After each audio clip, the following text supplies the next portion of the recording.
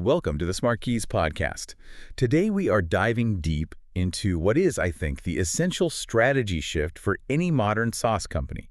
We're talking about product-led growth. Right, or PLG. And we're working off a fantastic strategic roadmap. It's an article called The Ultimate PLG Growth Strategy for SaaS Companies.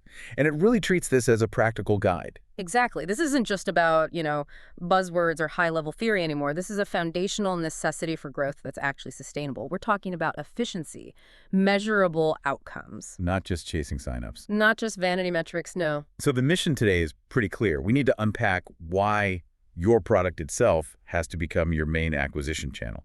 But I guess the big question is why now? Why this urgency? Well, it's really a convergence of, I'd say, three major factors. Okay. First, just the rising cost of acquisition.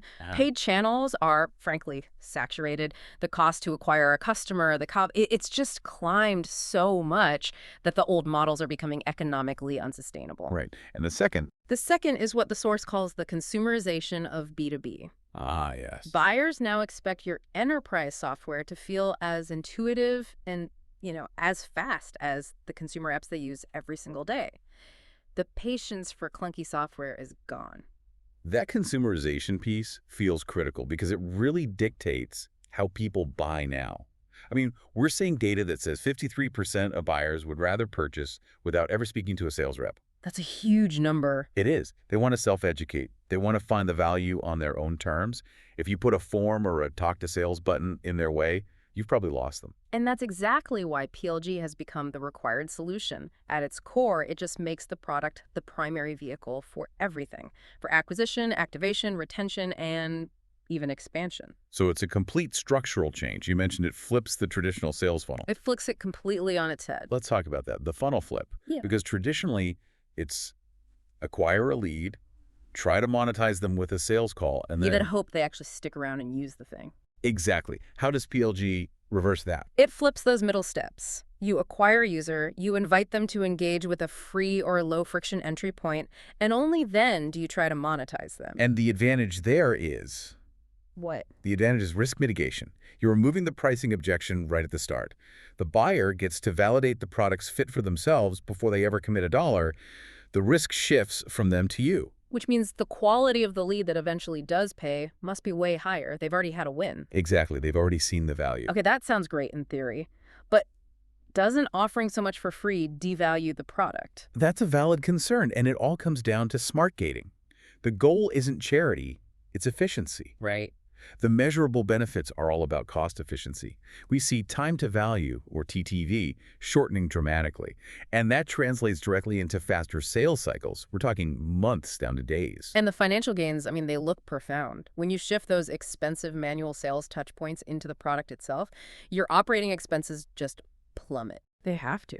The source material mentions RFs reaching something like 40 million in ARR with only about 40 people. That's the dream, right? An incredibly high revenue per employee. And you have to look at the market context. The source cites that 67% of SaaS companies faced budget cuts in 2023.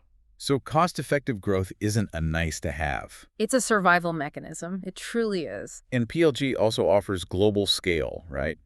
Your product can acquire users anywhere in the world without needing a massive regional sales team from day one. The product becomes your storefront that never sleeps. And crucially, this whole thing shifts the philosophy. You're not selling to executives anymore. You're selling to the end users. The people who are actually in the tool every day.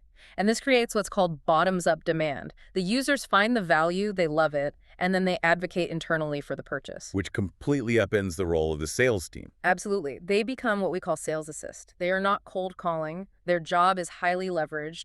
They only jump in after the product usage itself signals clear intent. So they're dealing with things like security reviews, procurement. Exactly. The complex enterprise needs. They're closing a warm, highly qualified lead that the product has already vetted for them. So if the efficiency case is that clear, let's get into the engine that drives it. Time to value, TTV.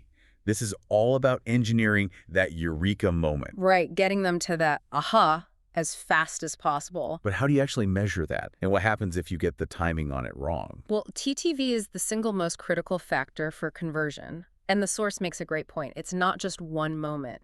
You actually need to define two. Two TTVs. Yeah. There's the emotional TTV, that quick moment of relief, like seeing a clean dashboard for the first time. But then there's the functional TTV, which is the core job to be done, like publishing your first project. Okay, so if a company puts up a paywall before that user hits their functional TTV. Conversion drops off a cliff. The user hasn't proven the value yet. But, and this is key, if you wait too long after they hit it, you risk giving away too much value for free. The consequences here are severe. The data in the research is just brutal. It says 21% of users open an app once and just abandon it. Once. And that's it. And 71% churn within 90 days if they don't find that value quickly. It's basically saying you're wasting 3/4 of your new users if you haven't engineered that activation perfectly. This is why your onboarding has to be surgical. So what does that look like tactically? You map out the absolute minimal steps to prove value, maybe 3 to 5 key actions, and you track those as your activation milestones. Fewer complex setup wizards, Yeah. more direct paths to a win. Precisely. The advice is to use goal-based onboarding. Don't show them features. Ask them right away, what are you here to accomplish today? And then guide them straight to it. Straight to the template or the feature that gets it done. Use contextual prompts, short videos, template galleries, anything to cut down the time to value. And what about the biggest win here? Friction removal. That's where so many companies fall down. You need extreme simplification. Cut the unnecessary sign-up fields. Don't ask for a phone number or company size right away. Defer all that until later. Defer it until after they've activated, after they've seen the value. Think about it. Don't ask for a credit card until they're ready to publish their first project. Yeah. Make payment a contextual step, not a barrier to entry. But to do any of this, you need incredible instrumentation. Correct. You can't optimize what you can't measure. You have to instrument every single key event. Use tools like Mixpanel, Heap, Full Story. You need to see the exact point in the journey where half your users are dropping off. That's your bottleneck. Okay, so once TTV is optimized, you have to decide how to give users access. Freemium versus free trial. How do you choose? The material gives a pretty clear guide. It's based on complexity and time. If your product is complex, maybe it needs integration, or it delivers a huge win in a short window. Like 14 or 30 days. Right. Then a time box free trial is better. That countdown creates urgency, and it forces them to try out your premium features. And for high volume, lower friction products, you go with freemium. Exactly.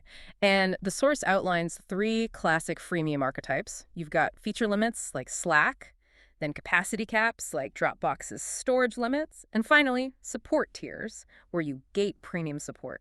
But the golden rule for either model is about where you place that paywall. Yes. You place the paywall just after the aha moment, so the upgrade feels like a natural next step, not a punishment. It has to align scarcity with demonstrated value. Perfect example. Zoom's 40-minute cap.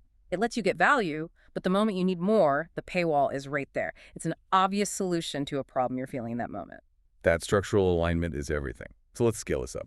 How do all the go-to-market teams, marketing, sales, product, align around these same goals? This is often the hardest part. They must align around a single shared North Star metric and common KPIs. So everyone is measured on activation, on conversion. On PQLs, on expansion. It makes the handoffs between teams almost automatic. And what does that do to marketing's job? They're not just generating MQLs anymore. No, their role shifts entirely. The product itself becomes the best lead magnet you have. Through free tools, templates. Exactly. Marketing's job becomes driving awareness to those tools and then segmenting audiences based on real usage signals coming from the product. They're leading with utility, not a sales pitch.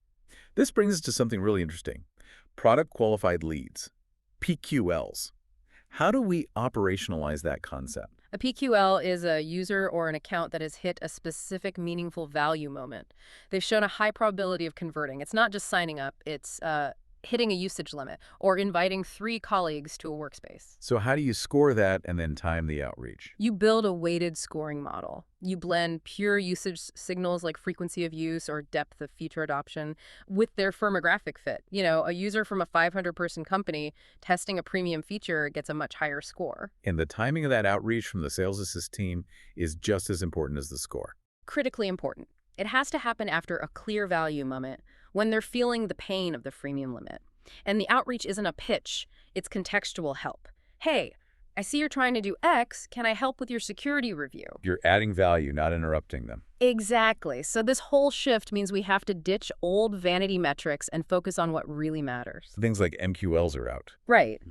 We adopt the PLG version of the AARR framework. So activation is now the percent of users who hit that functional value moment.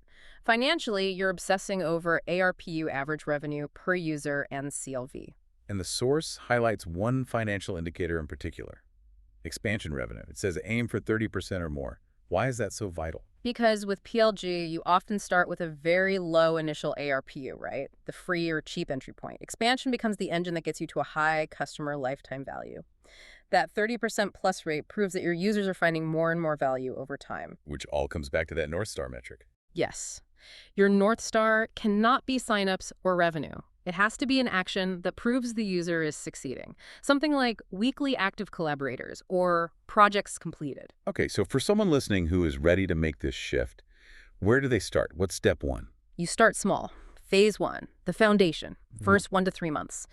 The work is immediate and technical. You have to instrument your analytics, formally define your single activation event, pick your trial or freemium model, and build the absolute minimal onboarding flow to get users to that value fast. That's a really actionable starting point. Yeah. My final take on this is that the clearest path to predictable revenue is just ruthlessly obsessing over the moments when users call your product useful.